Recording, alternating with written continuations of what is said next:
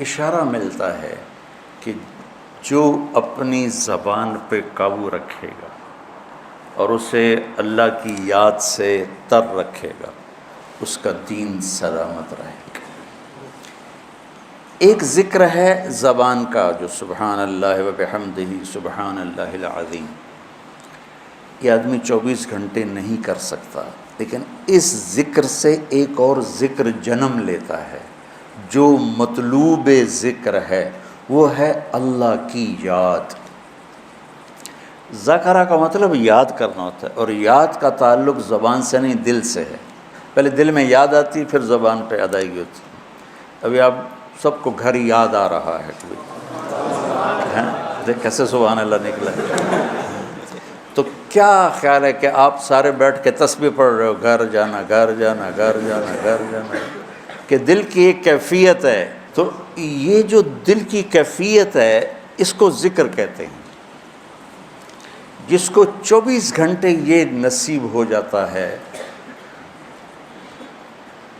وہ 24 گھنٹے ذکر والا ہے، اور یہی ذکر اصل ہے۔ پہنچنے کا ذریعہ ذکر لسانی ہے کہ ہم کثرت سے قرآن کی تلاوت اور اللہ کی حمد و ثنا کو اپنی زبان پہ لائیں۔ لاتے لاتے لاتے جب دل میں ہر وقت اس کی یاد بس جائے گی، پھر زبان سے کہے بغیر سبحان اللہ کا اجر ملے گا، الحمدللہ کا اجر ملے گا، اللہ اکبر کا اجر ملے گا، لا الہ الا اللہ کا اجر ملے گا، سبحان اللہ و بحمدہ اور سبحان اللہ العظیم کا اجر ملے گا۔ وہاں تک پہنچنے کے لیے یہ الفاظ کلمات ذریعہ اور سبب ہیں۔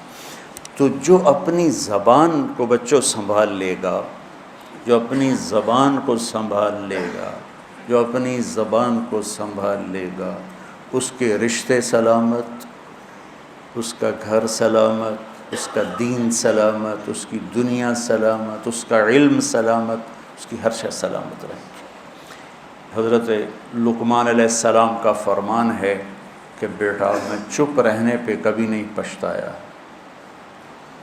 میں جب بھی پچھتایا اپنے بول پہ پچھتایا۔ تو آپ سب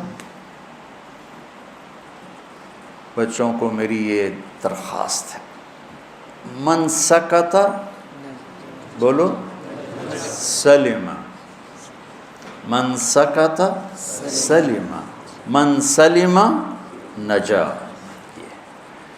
جو خاموش رہا سلامتی میں رہا، جو سلامتی میں رہا وہ کامیاب ہو گیا۔ آپ نے حضرت ابو ذر غفاری سے فرمایا، ابو ذر الا انبئک بعملین خفیف مؤونتہما عظیم اجرہما والذی نفسی بیدہ لم یأت الثقلان بمثلہما۔ ابو ذر تمہیں 2 کام بتاؤں جو کرنے میں آسان اور اجر میں ان کا وزن بے شمار، روزات کی قسم جس کے قبضے میں میری جان ہے، قیامت کے دن بہت تھوڑے لوگ ہوں گے جو اس کو لے کر آئیں کہ یا رسول اللہ کیا؟ کہ ایک زبان اور ایک اچھے اخلاق، ایک چپ رہنا، السکوت۔ آپ نے کہا سکوت، آپ کا سکوت سے مراد یہ نہیں تھا کہ بات ہی نہ کرو، شر میں تمہاری زبان ساکت ہو جائے، اور اچھے اخلاق۔ ابو ذر رضی اللہ عنہ نے اس حدیث کو ایسے پکڑا کہ اس کے ظاہر کو ایسا پکڑا کہ ایک ایک مہینہ گزر جاتا تھا کسی سے بات نہیں کرتا تھا، ایک ایک مہینہ، اتنی احتیاط فرمائی۔